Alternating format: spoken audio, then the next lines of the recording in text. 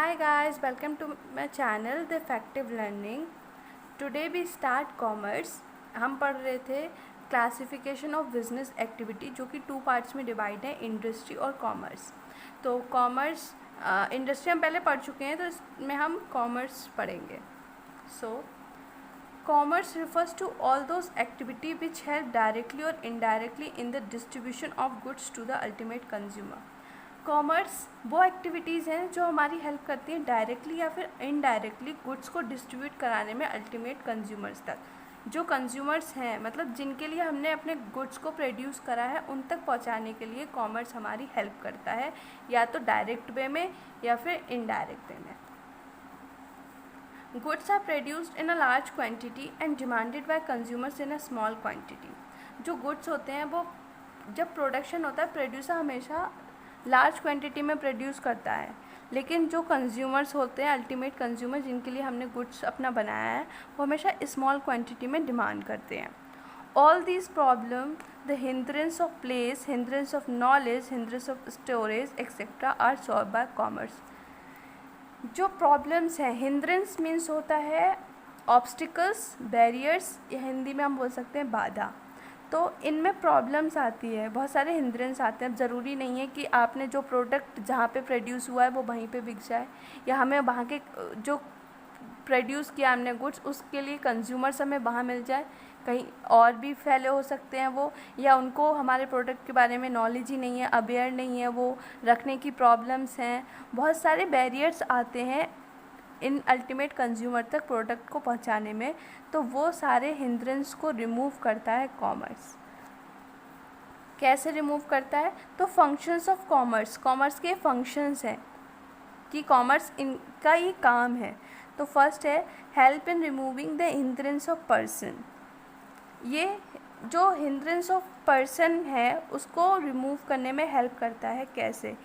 जो एक large variety produce करता है एक ग्रुप पर्सन्स का, उस ग्रुप को हम प्रोड्यूसर बोलते हैं, और जिस अनदर ग्रुप के लिए करता है वो कंज्यूमर्स होता है. तो प्रोड्यूसर को और कंज्यूमर का कोई डायरेक्ट लिंक नहीं होता है उनके बीच में कि वो अपने प्रोडक्ट को डायरेक्टली उन तक पहुंचा दें. इसीलिए वो ट्रेडर्स जो होते हैं वो उनके बीच में वो लिंक करते हैं, और उसके थ्रू ये हिंड्रेंस है जो पर्सन का वो रिमूव होता है, क्योंकि वो जो प्रोड्यूसर ग्रुप है वो कंज्यूमर तक अपना प्रोडक्ट पहुंचाता है with the help of trader. So इसमें हम लिख सकते हैं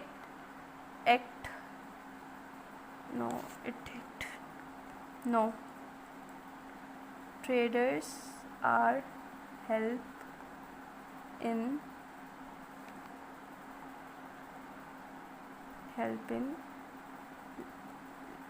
link between the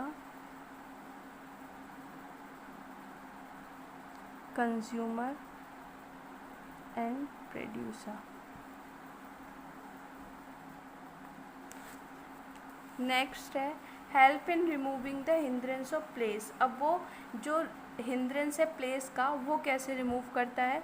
तो ज़रूरी नहीं है कोई भी चीज़ जहाँ प्रोड्यूस हो वो वहीं पर उसको कंज्यूमर्स मिल जाए. मान लीजिए वो प्रोड्यूस एक जगह हुई, लेकिन उसके कंज्यूमर्स कंट्री में कोने कोने पे हैं, तो वहाँ तक हमें पहुँचाना होगा. तो इस हिंड्रेंस को हटाने के लिए जो ट्रांसपोर्टेशन है वो हमारी हेल्प करता है. हम ट्रांसपोर्टेशन के थ्रू इस हिंड्रेंस को हटा सकते हैं. कैसे?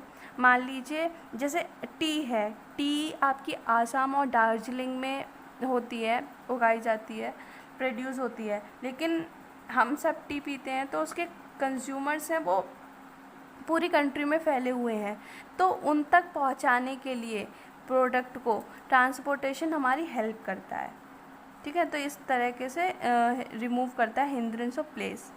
नेक्स्ट है help in removing the hindrance of time. अब टाइम का जो हिंड्रेंस है वो कैसे रिमूव करता है कॉमर्स? जैसे मान लीजिए कोई भी प्रोडक्ट है, वो ज़रूरी नहीं है अभी प्रोड्यूस हुआ है तो उसको कंज्यूमर्स अभी मिल जाए और वो अभी ख़त्म हो जाए. ऐसा नहीं है कि वो अभी बिक जाए कोई भी चीज़.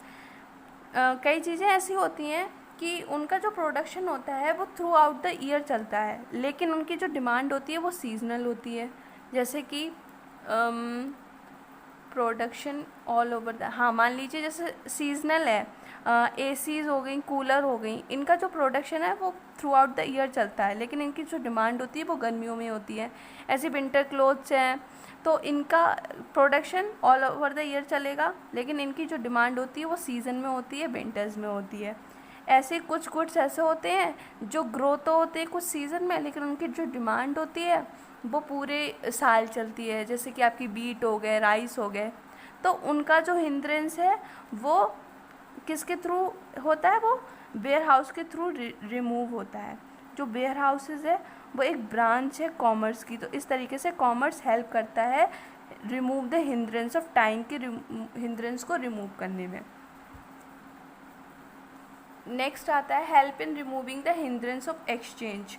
एक्सचेंज का हिंड्रेंस कैसे रिमूव करता है, ये बैंकिंग के थ्रू होता है। जो प्रोड्यूसर्स हैं वो अपने प्रोडक्ट को, वो अपने गुड्स को बेचते हैं, सेल आउट करते हैं मनी के लिए, वो मनी को एक्सचेंज करते हैं। तो बिजनेसमैन अपने पैसे को एक जगह से दूसरी जगह पहुंचा सकते हैं थ्रू दी चेक्स और ड्राफ्ट के थ्रू पहुंचा सकते हैं। और वो क्रेडिट फैसिलिटी जो बैंक्स होती हैं, बैंक हमारे ब्रांच है कॉमर्स की, जो हमें क्रेडिट फैसिलिटीज़ भी प्रोवाइड कराती है, और फाइनेंशियल इंस्टीट्यूशन भी है, ये बैंक्स जो बिजनेसमैन्स होते हैं उनको लोन दिलाती है। तो इस तरीके से ये रिमूव करता है हिंड्रेंस ऑफ एक्सचेंज को बैंकिंग के थ्रू। नेक्स्ट है help in removing the hindrance of risk. जो हिंड्रेंस है रिस्क का वो किस रिमूव होता है, वो इंश्योरेंस के थ्रू रिमूव होता है। जो बिजनेसमैन होते हैं वो अपने गुड्स का इंश्योरेंस करा लेते हैं, जिससे कि अगर उनके गुड्स को कोई भी प्रॉब्लम होती है तो उन्हें कंपनी की तरफ से कंपनसेशन मिल जाता है। जैसे कि मान लीजिए आप वेयर हाउस में अब गुड्स रखे हुए थे, वो चोरी हो गए, तो उन्होंने अगर इंश्योरेंस करा रखा होगा गुड्स का कि अगर वो चोरी हो जाते हैं बाय थेफ्ट, लॉस हो जाता है, लॉस बाय थेफ्ट, तो उन्हें कंपनी, इंश्योरेंस कंपनी की तरफ से कुछ कंपनसेशन मिलता है, जिनसे उनका लॉस होता है वो कवर हो जाता है। क्योंकि जो बिजनेसमैन होते हैं वो बहुत सारे रिस्क से वो फेस करते हैं, बहुत सारे रिस्क वो फेस करते हैं, और उनमें बहुत ज़्यादा लॉस भी हो जाता है। इसलिए वो गुड्स को इंश्योरेंस करा के रखते हैं ताकि उनका लॉस कवर हो सकता है, वो इंश्योरेंस की हेल्प से होता है। ठीक है, तो इस तरीके से इंश्योरेंस हेल्प करता है हिंड्रेंस के रिस्क को रिमूव करने में। नेक्स्ट आता है help in removing the hindrance of knowledge. ये रिमूव होता है बाय एडवर्टीजमेंट, जो कि एक ब्रांच है कॉमर्स की।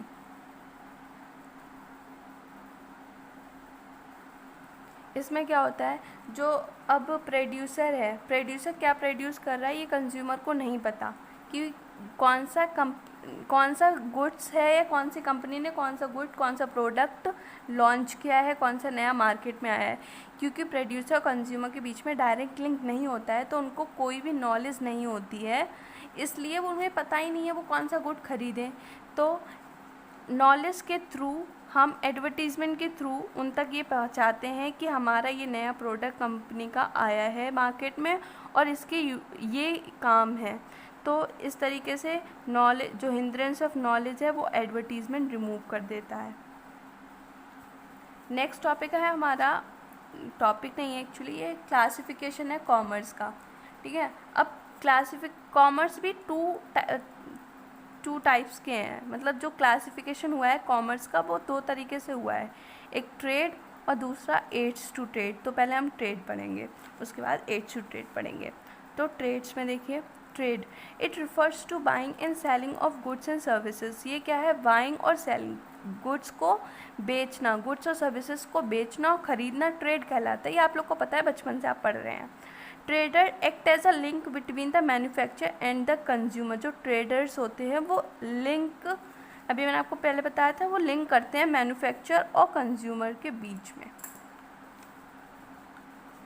तो और जो ट्रेड होता है वो विद इन द कंट्री भी हो सकता है और आउटसाइड द कंट्री भी हो सकता है। अगर मान लीजिए ट्रेडर्स नहीं होंगे तो जो प्रोड्यूसर्स हैं वो कंज्यूमर्स को ढूंढेंगे, क्योंकि उन्हें प्रोडक्ट बेचना है, अपने गुड्स बेचने हैं, और जो कंज्यूमर्स होंगे उन्हें गुड्स खरीदना है तो वो प्रोड्यूसर्स को सर्च करेंगे।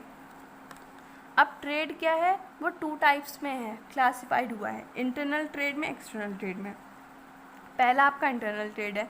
Internal trade refers to buying and selling of goods और services within the geographical boundaries of a country.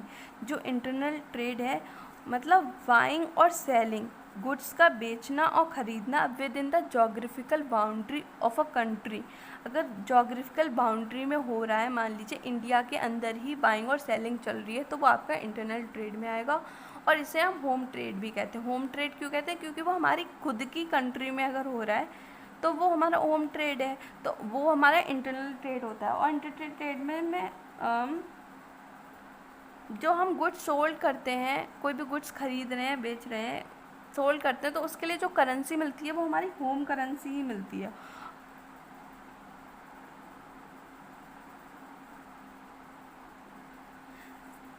Internal trade can be of 2 types. अब 2 टाइप्स के इंटरनल ट्रेड होते हैं। पहला है होलसेल ट्रेड, दूसरा है रिटेल ट्रेड।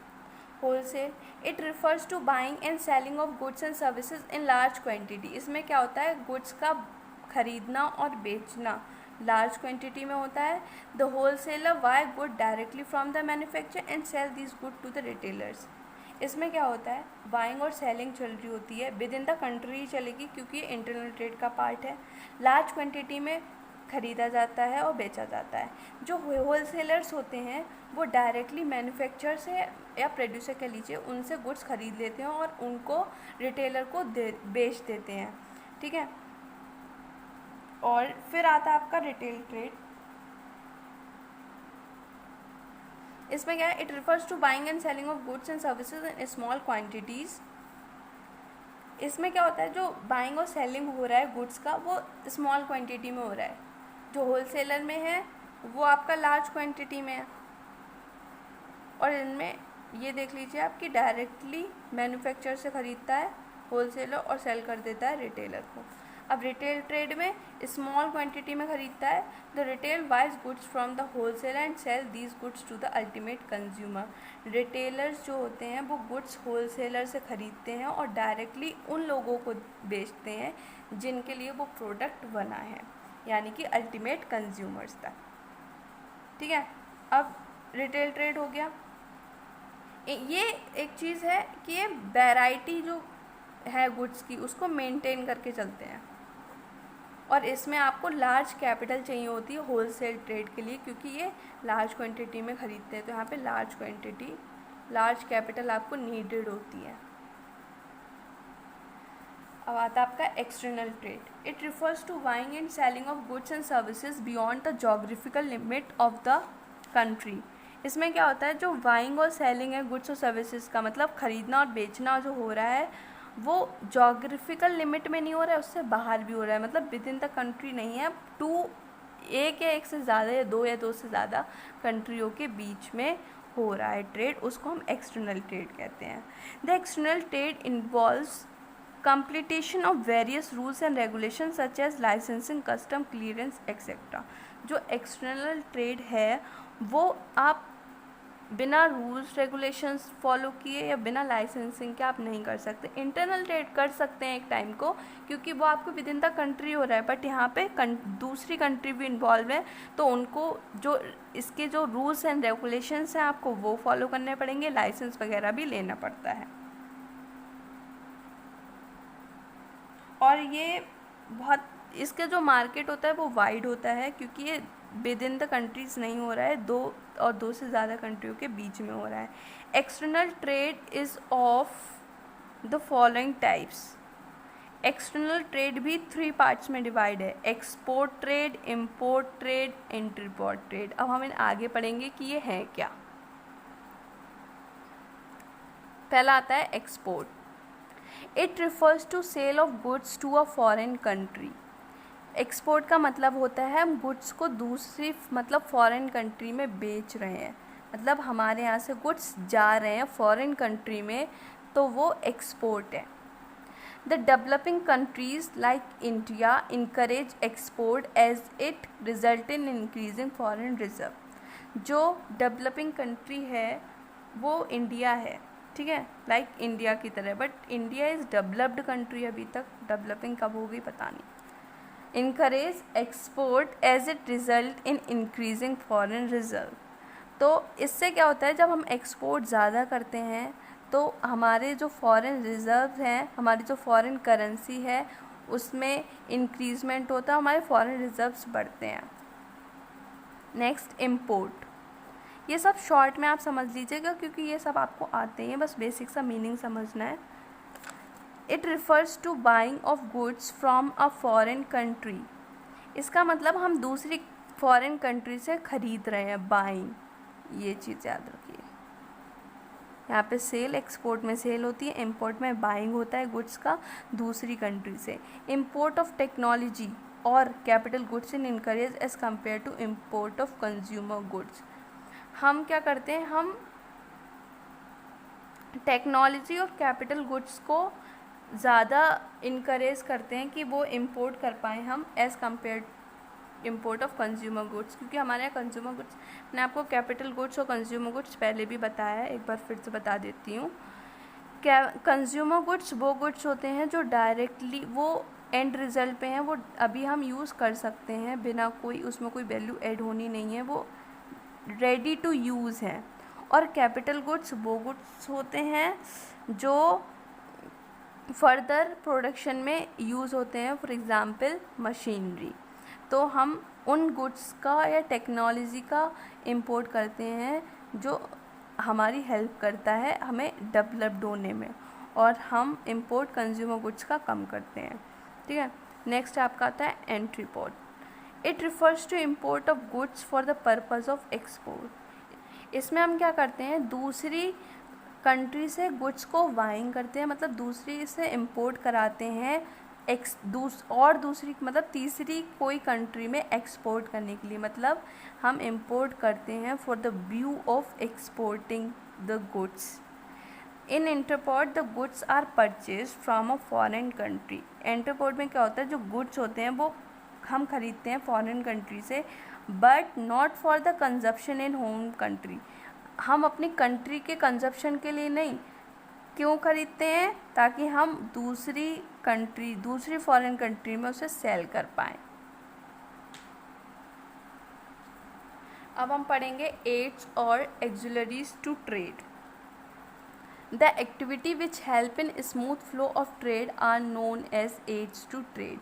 वो एक्टिविटीज़ जो ट्रेड में हमारी हेल्प करती हैं ताकि जो ट्रेड है वो स्मूथली हो सके, ईजीली हो सके, उन्हें हम एड्स टू ट्रेड्स के नाम से जानते हैं। These help in removing various hindrances of trade which arise in production and distribution of goods.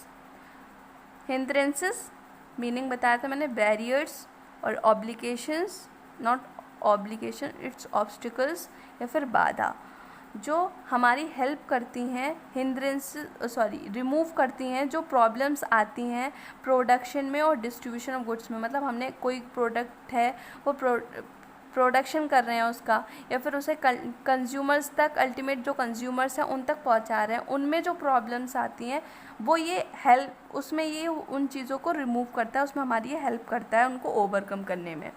तो जो कॉमन ऑक्सिलरीज हैं और जो एड्स हैं वो क्या हैं, फर्स्ट है ट्रांसपोर्टेशन एंड कम्युनिकेशन। ट्रांसपोर्टेशन बचपन से पढ़ते आ रहे हैं, अभी मैंने बताया कि कैसे हमारी हेल्प करता है। जो गुड्स होते हैं जो एक जगह प्रोड्यूस होते हैं लेकिन उनकी जो डिमांड होती है वो ऑल ओवर द कंट्री होती है, जो उनके कंज्यूमर्स हैं वो स्कैटर्ड हैं पूरी कंट्री के कॉर्नर्स में, उन तक पहुंचाने के लिए हम ट्रांसपोर्टेशन का यूज़ करते हैं। अब कम्युनिकेशन क्या होता है, कम्युनिकेशन प्रोड्यूसर और कंज्यूमर के बीच में कोई भी डायरेक्ट लिंक नहीं है, उनके बीच में कोई, उन्हें पता ही नहीं है कि कौन सा प्रोडक्ट है, कौन सा नहीं है, तो उनके बीच में लिंक क्रिएट करता है, जिससे उन प्रोड्यूसर्स और कंज्यूमर्स हैं उनके बीच में बातचीत होती है। पता चलता है कंज्यूमर्स को कि प्रोड्यूसर कौन सा प्रोडक्ट प्रोड्यूस कर रहा है, और प्रोड्यूसर को पता चलता है कि कंज्यूमर किस चीज़ की डिमांड कर रहा है, कि कंज्यूमर को प्रोडक्ट में क्या चाहिए, क्या वो क्वालिटी कॉन्शियस है या फिर प्राइस कॉन्शियस है। Next, banking and finance. Banking, ये जो अभी जो मैंने बताए थे उसके ही से लिंक कर रहे हैं, बस एक दो जो अलग से ऐड हो रहा है आपको वो समझना है। बैंकिंग मैंने बताया था कैसे, जो मैंने हिंड्रेंस ऑफ एक्सचेंज बताया था रिमूव करता है, वो बैंकिंग के थ्रू होता है। बैंकिंग कैसे करता है, जो कैश है या फिर मनी है वो एक जगह से दूसरी जगह जा सकती है, वो भी बैंक के थ्रू, आपकी कैश डिपॉजिट्स के थ्रू, चेक्स के थ्रू, ड्राफ्ट्स के थ्रू, तो उसके हेल्प करता है ये, ठीक है, एक्सचेंज करने में। फिनेंस, जो बिजनेसेस होते हैं, ये जो बैंकिंग है वो फाइनेंशियल इंस्टीट्यूशंस भी हैं, क्योंकि वो फाइनेंस प्रोवाइड कराती हैं बिजनेसेस के लिए, वो हेल्प करती हैं उनको लोन देने में, और ताकि उनकी जो एक्टिविटीज़ हैं वो स्मूथली चल पाएँ, तो इसलिए वो ऐसे हेल्प करता है। नेक्स्ट है इंश्योरेंस। जो कंपनीज़ होती हैं, जो बिजनेसमैन्स होते हैं, उन्हें बहुत सारे रिस्क फेस करने पड़ते हैं, वो अपने गुड्स को इंश्योर्ड करा लेते हैं ताकि वो लॉस को कवर कर पाएँ, क्योंकि जो बड़े बड़े बिजनेसमैन होते हैं उनको बहुत हाई अमाउंट में उनको बहुत ही ज़्यादा लॉस होता है, तो उस लॉस को वियर करने के लिए, कवर्ड करने के लिए वो इंश्योरेंस का यूज़ करते हैं। वो गुड्स को इंश्योरेंस करा लेते हैं, और जिनसे उनको कंपनसेशन मिल जाता है कुछ फिक्स परसेंटेज, और जो कि हेल्प करता है उनको लॉस को कवर करने में। तो इसके जो एग्जांपल्स हैं वो आपका आ सकता है लॉस बाय थेफ्ट और लॉस बाय फायर।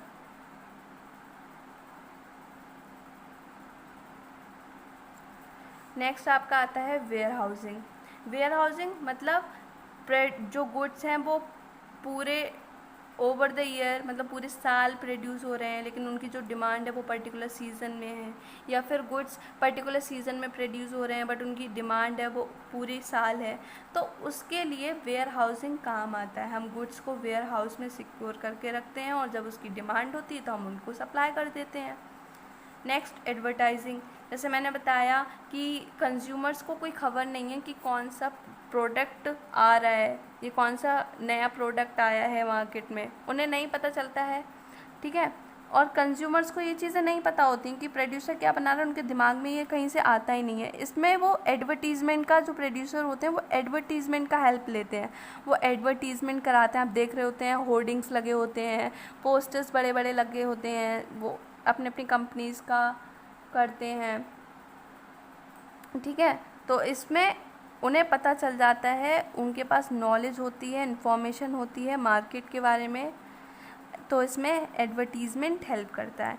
अब ये सारे कॉमन एक्सिलरीज़ हैं, ये हमारे वो ट्रेड में हेल्प करते हैं। ये सारी एक्टिविटीज़ के थ्रू हमारा जो ट्रेड है वो स्मूथ फ्लो करता है।